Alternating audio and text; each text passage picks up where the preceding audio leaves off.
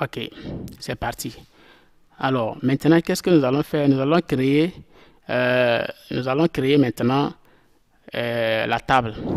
Vous savez, une table, n'est-ce pas? La table, ce sont l'ensemble des collections de données. Comme je l'avais expliqué, c'est l'élément le plus essentiel d'une base de données. La table consiste, n'est-ce pas? C'est là-bas que nous allons enregistrer les identités des personnels ou bien nous allons enregistrer toutes les informations relatives à notre fichier. Donc, qu'est-ce que nous allons faire? On va créer une table. Je prends l'exemple d'une entreprise qui enregistre, qui travaille avec des employés. Alors, chaque employé doit être enregistré dans la base de données. Et maintenant, quels sont les éléments, les informations que nous allons enregistrer sur nos employés? Nous allons prendre leur identité, la civilité, le prénom, le nom, n'est-ce pas? Date de naissance, etc., salaire, tout ça là, la date d'embauche, tout ça là, c'est les éléments que nous allons enregistrer dans une base de données. Alors, pour pouvoir enregistrer ces éléments là, nous avons besoin de ce qu'on appelle une table. Alors, nous allons créer tout à l'heure une table. Alors, mes élèves, pour créer une table, c'est très simple.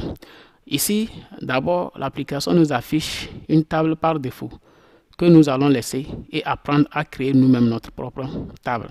Alors, nous pouvons supprimer cette partie-là. Cette table est vide que l'application nous a affiché par défaut. Pour supprimer cela, nous allons cliquer ici. OK? Alors, nous avons cette partie-là qui est maintenant vide. OK, nous allons cliquer sur le menu Créer, comme ça. Quand vous cliquez sur ce bouton Créer, vous allez voir plusieurs, n'est-ce pas, éléments que nous allons utiliser après. Ce qui nous intéresse ici, c'est de cliquer sur Création de table.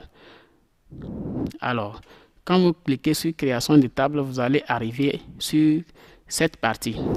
La partie là est subdivisée en 3 parties. Nous avons la première partie qui est nommée nom du champ, la deuxième partie qui est nommée type de données, et ici nous avons ce qu'on appelle description. Nom du champ, ça voudrait dire qu'est-ce que nous allons mettre là-bas. Les identités que nous allons introduire là-bas, que nous allons mettre là-bas.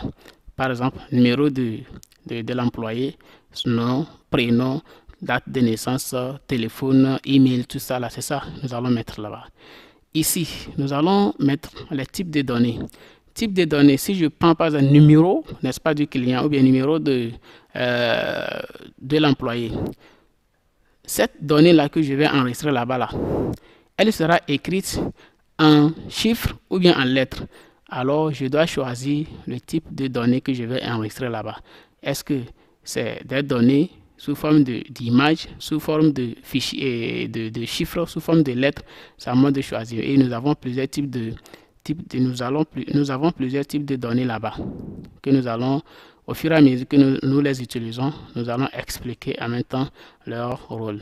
Alors, ici nous avons une page, la partie là s'appelle partie description.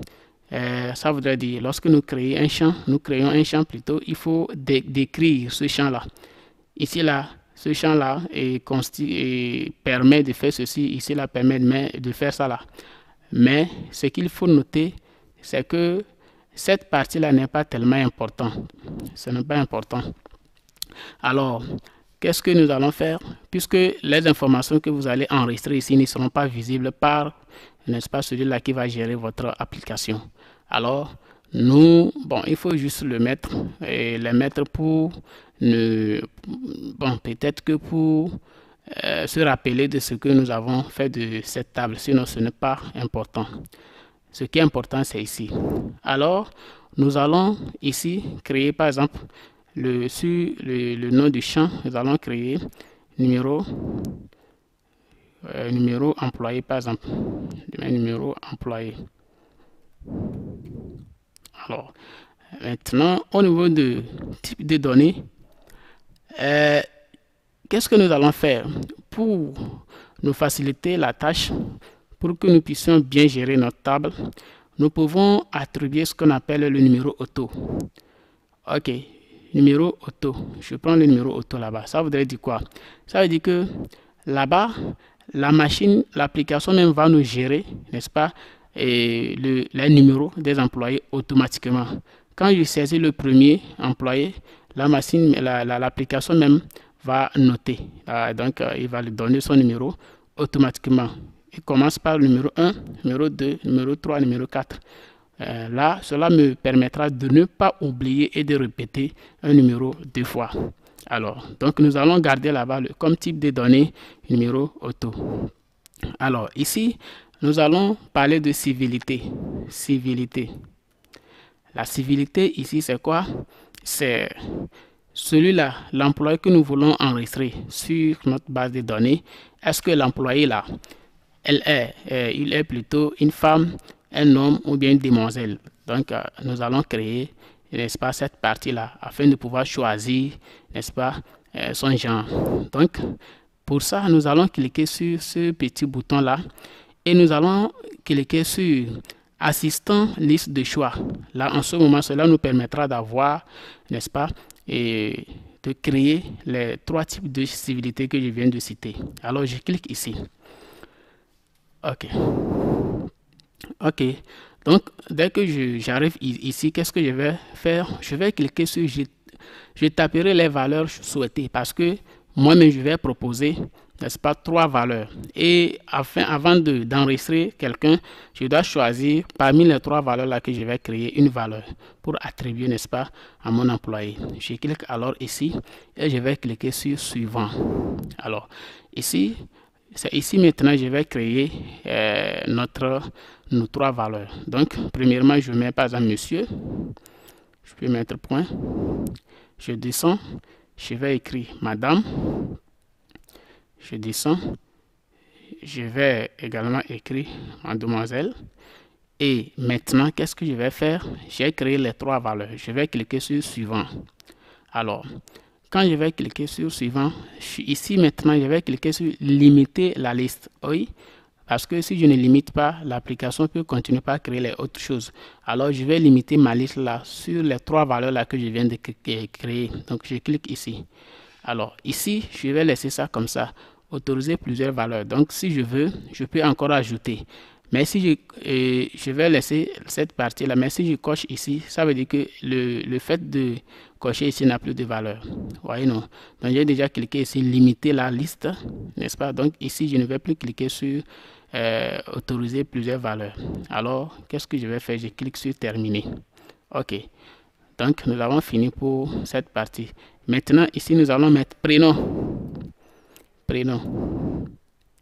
Au niveau des prénoms, quel type de données nous allons prendre? Nous allons prendre le type de données texte parce que notre nom, les noms que nous allons saisir, on ne saisit jamais les noms en chiffres, n'est-ce pas? On saisit toujours les noms en lettres. Alors, je viens ici, je mets nom. OK. Là-bas aussi, type de données, je laisse ça sur texte. Tout ce que je suis en train de dire mes élèves, et vous connaissez tout ça là déjà, c'est juste une révision.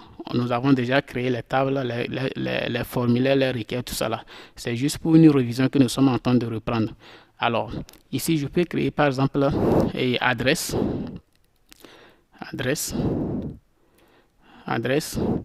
Bon, au niveau de l'adresse aussi, je peux laisser ça sur numéro auto, je dis numéro auto sur texte.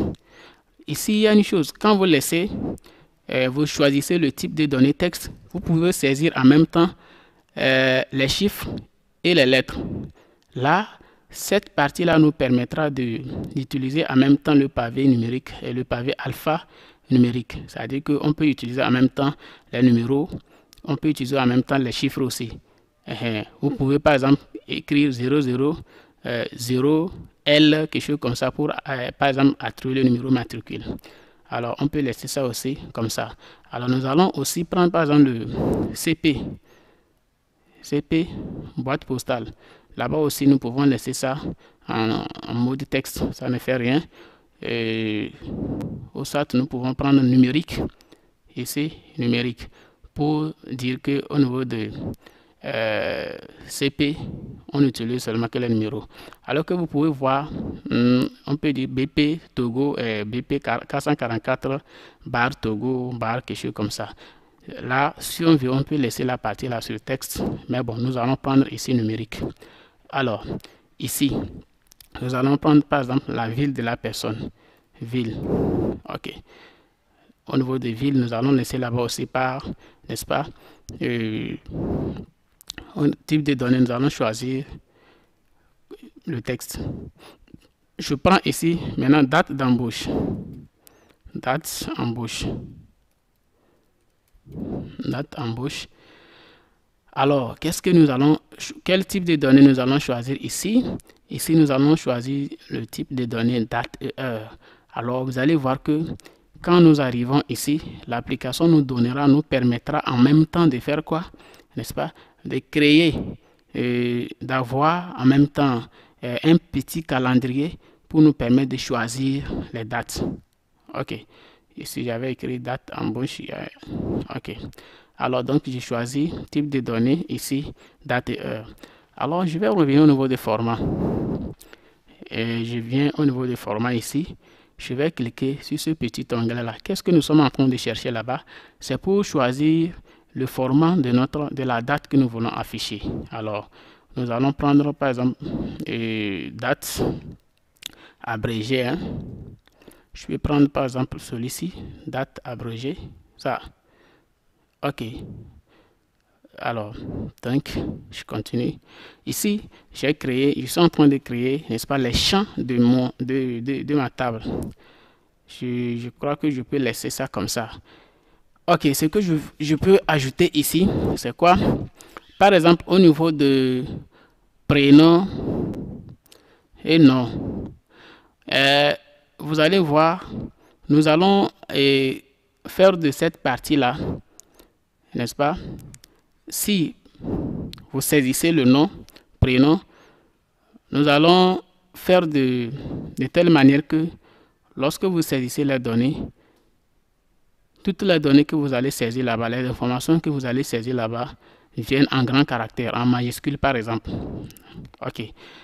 Pour éviter les E accent aigu, les quoi là, donc nous allons programmer cette partie-là pour que, quelle que soit, n'est-ce pas, la manière dont vous allez saisir les données, les informations sur ce champ, ou bien dans ce champ-là, que ce nom-là, après avoir validé que les noms, ou bien les données que vous avez saisies là-bas deviennent ou bien se transforment en majuscules. Alors, qu'est-ce que nous allons faire? Nous allons introduire ce symbole supérieur. Vous voyez? Dès que vous mettez le symbole supérieur ici, lorsque vous allez saisir, même si vous saisissez le nom en minuscule, après l'avoir validé, ça vient en majuscule. Ok, voilà. Donc, nous allons faire la même chose au niveau du nom. Donc, nous allons mettre là-bas aussi en majuscule. Ok, et quand vous allez valider, ça vient en minuscule, en majuscule plutôt. D'accord. Mais nous avons aussi autre chose que nous appelons légendes. Par exemple, légendes. Au niveau des légendes, c'est que si vous remplissez les formulaires, par exemple, en ligne, vous allez voir quelque part, on écrit entrez votre numéro, entrez votre code de sécurité ici. Et c'est écrit. Mais vous allez constater que l'écriture là est encore en filigrane. Alors, c'est ici, nous pouvons créer cette partie-là. On peut, par exemple, si je viens ici, et je peux cliquer, je reviens au niveau de légendes, et je dis choisir la civilité. La civilité. Alors, lorsque je vais valider, vous allez voir, quand vous arrivez sur cette partie, dès que vous laissez le curseur sur ça, on vous dira choisir la civilité. Et là, vous allez savoir qu'on vous demande de choisir la civilité. Soit je prends monsieur ou madame. Donc, voilà un peu le rôle de cette légende. Mais nous allons parcourir tout ça là après. Ok. Nous allons continuer maintenant avec...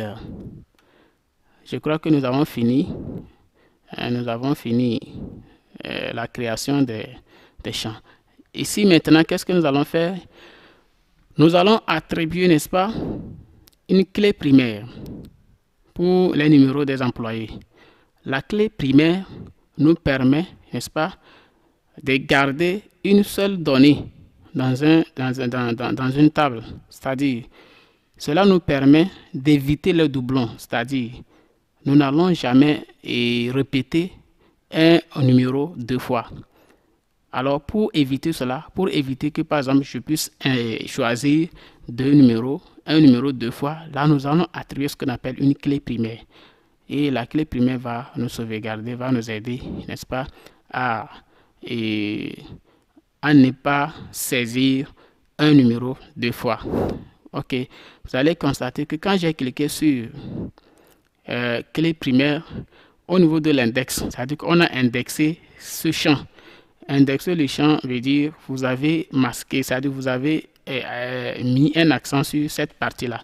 Donc ici, la machine nous dit oui, sans doublon. Ça veut dire que nous n'allons jamais avoir, n'est-ce pas, deux données de même valeur là-bas.